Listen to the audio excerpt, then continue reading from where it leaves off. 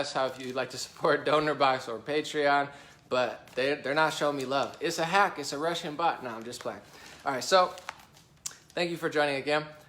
The first topic we're going to talk about is voter ID because it's in the news thanks to Donald Trump bringing it up. He said in his speech, he said, why don't we have voter ID?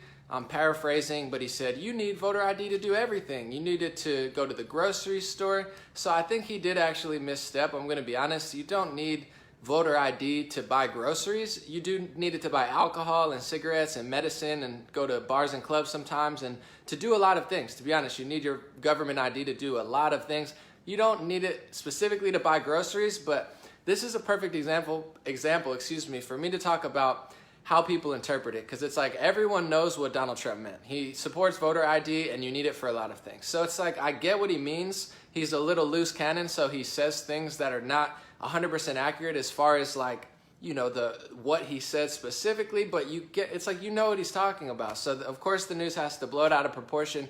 And this is what annoys me. It's like, can we have a conversation about what the real issue is, which is voter ID? We're going to do that here.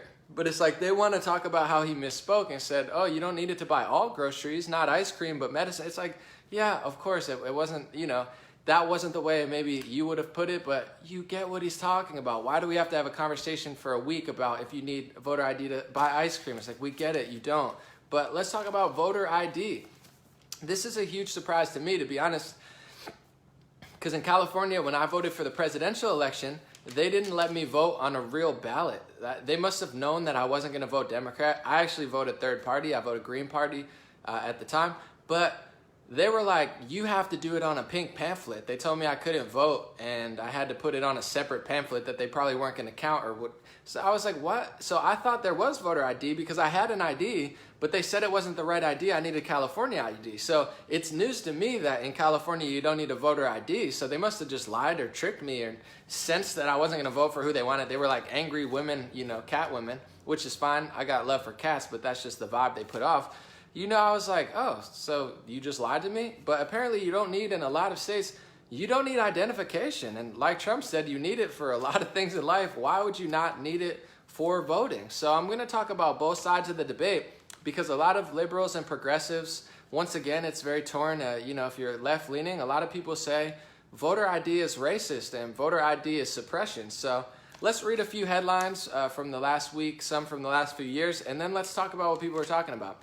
So Business Insider put out, Trump appears not to understand grocery shopping in latest push for voter ID laws. So, you know, I get it. He messed up a little bit there.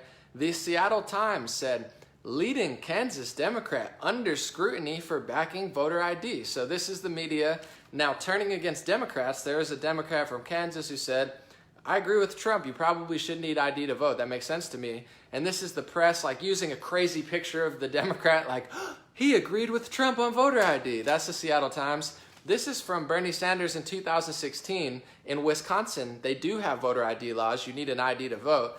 Bernie Sanders said, is not only shameful, it is un-American in the deepest sense of the word. So even though Bernie Sanders got cheated every which way, the media cheated Bernie Sanders, I don't know about the votes, everything about that election seemed rigged, he's not concerned with it. He says, nah, you know, I don't agree. Voter ID, it's suppression. How dare you? It's un-American to have voter ID. You know, Liz Wheeler from One American News Network, because this is, excuse me, let me find the quote. It's Washington Post. They said, this is from a few years ago, getting a photo ID so you can vote is easy, unless you're poor, black, Latino, or elderly. So this is the narrative that the Washington Post is saying. Yeah, getting a photo ID is easy, but if you're black or elderly or Latino, it's not easy to get a voter ID. So Liz Wheeler, this is unrelated to that post, it's just I put the two together. She said today from One American News Network, she said, voter ID does not suppress minority votes. Only 3% of black people don't have government ID. 37 million black people in America, 3% of 37 million equals 1.1 million. 2% of white people don't have government ID. 197 million white people, 2% of 197, 3.9 million white people. So 3.5 approximately as many white people don't have government ID as much as black people. I don't know how much of a race issue. It's like everything has to be about race. Similar, honestly, to what Roseanne Barr said, they always use race to cover up for class because there's so much in similarity to working class white people and working class black people and working class Latino people. And like Roseanne Barr said, they don't want people to know that, so they have to mask it. But there's no difference in being a poor or elderly white person who can't afford or get access to an ID as there is a black people, but of course they have to mask it in, oh, black, white, and elderly Latino people can't get IDs. It's like, just talk about what it is. If you don't have money, you might not be able to get an ID. So with all this being said, let's talk about it. Let me know your thoughts. Is voter ID, racist, suppressive, or does it make sense? To me, my thoughts, I sat on it for a while, and life is not easy, okay? There's tens of millions of immigrants that are here in America. I talked to somebody from Iran yesterday that was talking about how he supports President Trump 100%, even though he can't access his family because of the travel ban. He says Trump's 100% right about Iran. He's like, I love America. I have pride because it was hard to get here. And it took me so long to get my green card and I had to jump through hoops that I'm proud to be an American. He said, I'm more proud as an Iranian. It's not even my country. And I'm more proud than most Americans. Like he said, white people who live here, I'm quoting him, not myself, who are ungrateful and unappreciative of what a great country and a free country it is, because we don't have freedoms like that in my country. It's not easy to come from Africa, to come from Nigeria, or to come from literally anywhere in Africa and have your family move here. It's not easy to do anything. So it's like, why does everything have to be so easy? Yes, it might cost $15 or $20 or $30 or max $50 or $60 to get a government ID. But let's be real, you can't really do anything without a government ID. You can't drive a car, you can't pick up some groceries, not all of them, but certain things that people want to buy, alcohol, drinks, medicine, a lot of places that, if you're doing a weird order or you have a certain type of card, they might look for your ID anyway. It's really not common. Everything's not going to be easy. Why do we have to mask a whole thing? In my personal view, of course you should have ID. I mean, it's crazy to me that they don't have ID. And it's also crazy to me that they don't have ID laws in my state, but they still didn't let me vote. It's like, what's the deal? Would you look at me and tell I wasn't going to vote for who you wanted me to? But, it might be a little difficult. And here's a solution I have to their dilemma. Raises, RAICIES,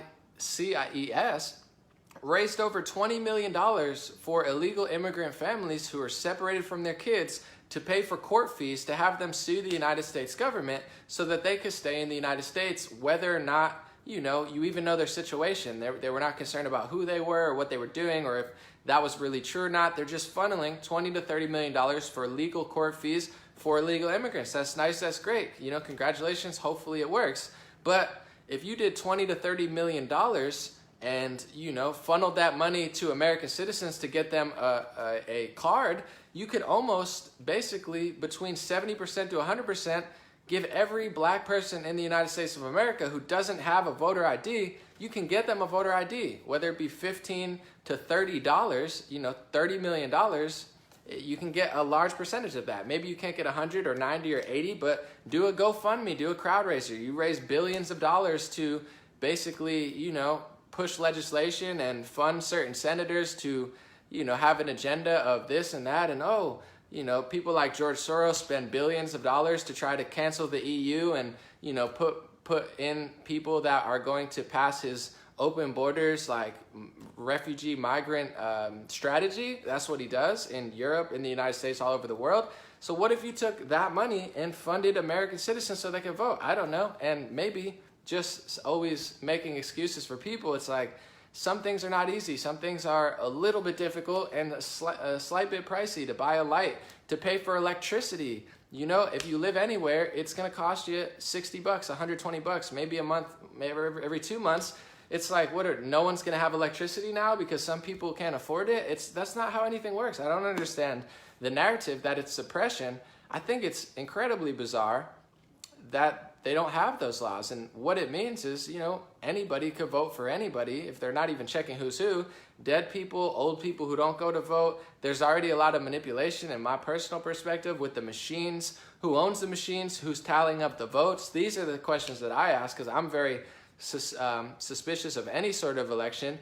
But to make it easy to vote for someone else, I don't see that as a good solution. And in general, I think that we could tie up a few knots on all levels and make sure that, our elections are more accurate than they could be. So I'm for voter ID. I mean, it makes perfect sense to me. I get that Trump misspoke about groceries, but they use that as the narrative to then be like, oh, it's crazy because he said that. And let me know what you think. Those are my thoughts on voter ID. I'm trying to see if I have anything else here.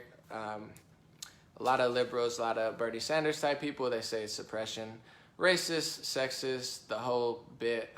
But, you know, it's interesting, especially when there's, you know, tens of millions of illegal immigrants, which is, you know, fine. I'm not hating on anybody. I have love for anybody. But if you're have a policy, this is like the naivety of it all. It's like you have a policy that you don't want people to get sent back at the border. So you're lobbying for millions of people to come over illegally. In states like San Francisco, you have literally, they're letting illegal immigrants vote for Board of Elections, and then they're complaining that Russia is having an influence on our election. So like, it just doesn't add up. It's like, okay, you don't care, you don't want Russia to have an influence on our election, but you're literally passing laws to make it so Mexico can have an influence on our elections, Mexican citizens who are not citizens of America, and then you're collaborating with British spies with the Steele dossier to literally collaborate with British intelligence to try to bring down a sitting president. So it's like, collaborate with China, collaborate with the UK, collaborate with Mexico, but don't, you know, if you are an anomaly, then you're a Russian bot, which is just not true at all. So it's like they have no consistency. It's like, open the borders, that's great, you want to do that, and then let illegals vote. But then if you want an ID, that's terrible. I mean, I think the real agenda behind it is they don't want people to, you know, be accountable for actually their vote. And I'm very, very suspicious of not only the Bernie Sanders election, my personal perspective, I don't have any data or anything on it, but just my gut tells me that those votes weren't tallied, right? And they have super delegates in the Democratic Party, 500 to 700 people who vote whichever way they want. So literally that part of the election's literally rigged. It's not even debatable. It's like starting a sports game where the other team's up 20 points already. Super delegates in the Democratic Party are there to vote for the candidate that they want, not who the people elect. I mean, the whole thing is literally rigged. And then you have certain states where you're like, how the heck did Bernie Sanders lose that? Same with Donald Trump. He won the Electoral College, but I'm not convinced that he lost the popular vote. He did via the tallies, but if you don't have voter ID, I mean, what's going to stop you to voting in all those people? And I'm wondering who's counting the votes, because also, say you have 20 million people registered in your section, and only 10 million of them come to vote. What's to stopping a Democrat or a Republican from saying, you know what, I'm going to make it seem like those 10 million people voted, or I'm going to make it seem, what's going to stop you from doing that? And I'm not blaming one or the other. I'm simply asking people, how do we stop people from doing that? Because even showing IDs when you go to vote, it wouldn't even matter, because even if you didn't go, someone could vote for you through the machine or through the tally and then say that you were there even if they didn't have an ID, like through the back end. So we need to keep an eye on the machines. We need to keep an eye on who's voting. We need to keep an eye on who's counting. And I certainly don't think it's the craziest idea in the world to show ID when you vote. But that's kind of like the leftist versus right ideology. Right wing is like self-accountability, common sense, and, you know, laws and order. And the left wing has become like complete openness of like no laws, no order, you know, anything goes. And if you disagree with me, it's racist, sexist, xenophobic, and it's hurting people. It's like they want to alter, you know, 99.9% of society to, you know, make room for the 0.0001%, whether they're from a different country or not, whether they're, you know, here and literally just maybe need a little bit of help. It's like they want to literally change everything to cater to these people. And my biggest problem with it, I'm going to get into it on the next clip as well. My biggest problem with it is it's not helping black people. It's not helping Latinos. It's not helping poor people. They literally bury them in a bigger hole, throw people into their hole, and then say that they're going to help. So it's like the whole ideology is a fail. Whether it's voter ID, high taxes, like socialist programs that take money from businesses, and then it's one world government where anyone can do anything. It just never really adds up. So I don't think it has anything to do with racism, sexism, or suppression. I think it has everything to do with being held accountable for things they don't want to be held accountable for. And it's hard to really not figure out that the same people doing this thing, it's like they're doing everything wrong. It's not like they're like, hey, we want socialism, but we're going to have a strict policy of making sure who comes in and not, so the whole socialist system doesn't collapse. Because in order for socialism to work, you have to have a very strict taxing system and who's here, who's using the social programs. It's the only way socialism's going to work. But you won't find a single socialist who says, hey, besides maybe Hitler back in the day, he was socialist but a nationalist, so he was like the worst from both worlds. He was like, we're going to socialize everything, but we're going to restrict immigration and kill people. I mean, that's literally what he did. But in general, you're not going to find a single socialist nowadays that will say, hey, we're going to do this. You know, that was an extreme where he was killing people, but here it's like, hey, we're going to do socialism, but we're going to watch who comes in so the system doesn't completely collapse. They're just like, no laws, no rules. Let's have 50 million people come in and take all your tax money and give it to universal health care and tax you 40% a year. And, you know, millions of people are going to come in and it's fine. They're going to vote in their elections. They're going to, you know, spend billions of dollars on these programs. The price is going to go up and up and up, and the whole economy is going to go down and inflation is going to go way up, but it's totally going to work out. It's like there's never any common sense to go along with the liberal policies, and that's what annoys me. I'm very compassionate, I'm very kind. I want all people to be able to live peacefully and coexist and all these great liberal things, but the liberal ideology is literally so reckless that it's like they're not even hiding it anymore. They're literally, they want people who don't live here and aren't citizens here to vote. And it's not like a secret. They're doing it in San Francisco. They're like, please vote. And then they get mad at you for saying that. They're like, that's not true. So it's totally bizarre to me, but let me know what you think. Voter ID. Trump wants it. One Democrat wants it. They're mad. A lot of people want it. A lot of people don't. I'm willing to have the debate, but with everything, I think, the mainstream narrative around it is very, very twisted.